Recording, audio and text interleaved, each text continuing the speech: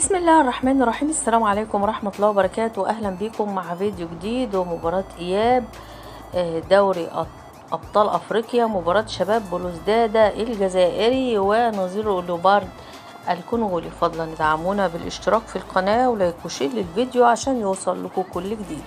تنطلق مواجهة شباب بلوزدادة ونادي لوبارد الكونغولي اليوم الأحد الموافق 25/8/2024 بعد أن تم تأجيل المباراة والتي كان مقرر لها أن تنطلق يوم السبت، على أن يتم بث اللقاء يوم الأحد في تمام الساعة 8 مساء بتوقيت القاهرة و8 مساء بتوقيت مكة المكرمة.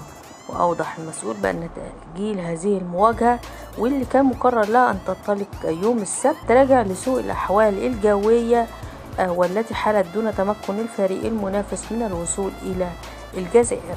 انتهت مباراة الذهاب لصالح شباب بلوزدادة بنتيجة 2-0. هتنطلق المباراة على ملعب مشاكر وهيتم بث اللقاء عبر قناة الجزائرية السادسة.